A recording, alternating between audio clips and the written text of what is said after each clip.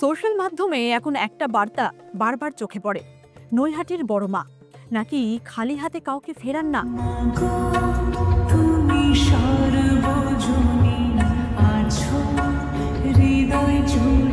মনের কোনো আশা তার কাছে জানালে তিনি তা পূরণ করেন। লোকমুখে ফেরা এই কথার প্রমাণও পেয়েছেন অনেকেই।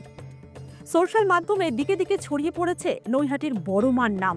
লোকমুখে ফেরা এই কথার সত্যতা কতটা, তার হদিস দিতেই আপনাদের জন্য এই বিশেষ প্রতিবেদন। নৈহাটির বড় মা 100 বছরের ইতিহাস। 1923 সালে ভবেশ চক্রবর্তী নামে এক যুবক নবদ্বীপে গিয়ে ভাঙারাসে বড় বড় মূর্তি দেখে চমকে যান। সেখান থেকে ঘুরে এসে নৈহাটিতে প্রতিমা নির্মাণ করেন। মূলত স্বপ্নাদেশ পেয়েই মূর্তি নির্মাণ করেন তিনি। 23 ফুটের প্রতিমা, যা দেখে স্থানীয়রা বলে ওঠেন, এ তো বড় মা। ভক্তদের বিশ্বাস বড় মা অলৌকিক ক্ষমতাধারী। তাই বাংলার জাগ্রত কালী হিসাবে নৈহাটির বড় মা স্থান পেয়েছেন সকলের মনে। বড় মা ডাকের মধ্যে রয়েছে আত্মিক বিষয়, যেন আপন মা। তাই মায়ের কাছে চোখের জলে মনের কথা শোনান ভক্তরা। আর ভক্তদের দাবি বড় মা তা পূরণ করেন, যেমনটা এক মা তার সন্তানের জন্য করেন। আর এই অমোঘ টানে হাজার হাজার মানুষ ছুটে আসেন বড় মার কাছে। নৈহাটির অরবিন্দ রোডের ধর্মশালায় বড় কালীকে বড় মা বলে এক ডাকে চেনেন সকলে।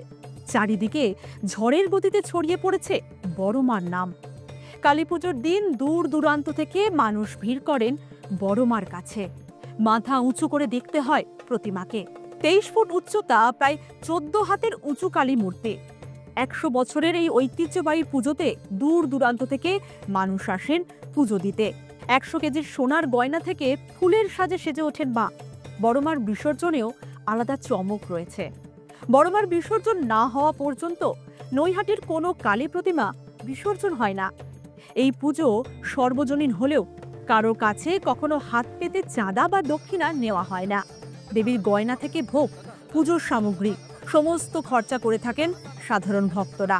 এতদিন কালী পুজোর দিনই বড়মার দর্শন পাওয়া যেত, তবে এখন মন্দির প্রতিষ্ঠিত হওয়ার পর থেকে বড়মার দর্শন পাওয়া যায় নিয়মিত।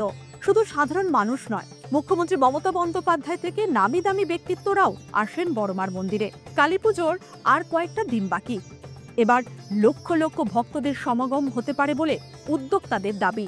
বড়মার ইতিহাস তো জানালাম, এবার জানাবো এবারের পুজোর নির্ঘণ্ট। জানা গেছে এবার কালী পুজোর দিন ঠিক রাত 12টায় বড়মার পুজো শুরু হবে। রাত 2:30টার সময় হবে অঞ্জলি। পুজো গ্রহণের জন্য 17 তারিখ থেকে 3টি কাউন্টার খোলা থাকবে। 20 তারিখ কালী পুজোর দিন 4টে কাউন্টার খোলা থাকবে। অনলাইনেও দিতে পারেন পুজো। জয় বড়মা অ্যাপে নেওয়া হবে পুজো।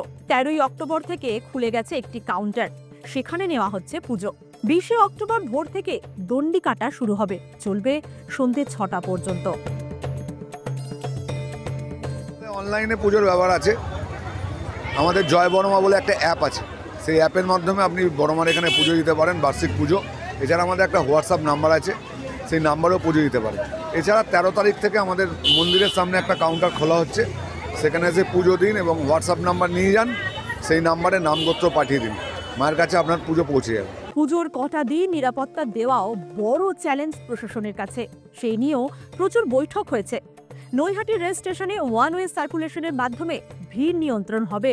একমাত্র সাবওয়ে দিয়েই বেরোতে হবে যাত্রীদের। 1 নম্বর প্ল্যাটফর্ম থেকে নৈহাটি লোকাল ছাড়বে না পুজোর কদিন। অতিরিক্ত লোকাল ট্রেন চালানোর আবেদনও করা হয়েছে। সামলানোর জন্য আমাদের সদস্য আছে, পুলিশ আছে।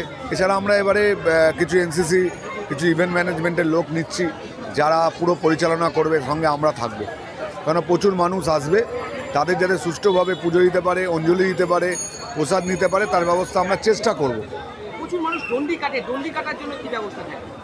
দণ্ডি কাটা হচ্ছে 20 তারিখ ভোর রাত থেকে, 20 তারিখ ভোর থেকে দণ্ডি কাটা শুরু হবে সন্ধ্যে 6টা পর্যন্ত। সন্ধ্যে 6টার পর থেকে বন্ধ হয়ে যাবে। অতএব নৈহাটির বড়মার পুজো ঘিরে এখন তৎপরতা তুঙ্গে। ভক্তরাও তৈরি মায়ের কাছে পুজো দেওয়ার জন্য, নিজেদের মনোবাঞ্ছা জানানোর জন্য। তবে যারা বাড়িতে বসে পুজো দিতে চাইছেন তারাও নিরাশ হবেন না, পুজো দিতে পারবেন, সেই ব্যবস্থা করে রেখেছে মন্দির কর্তৃপক্ষ।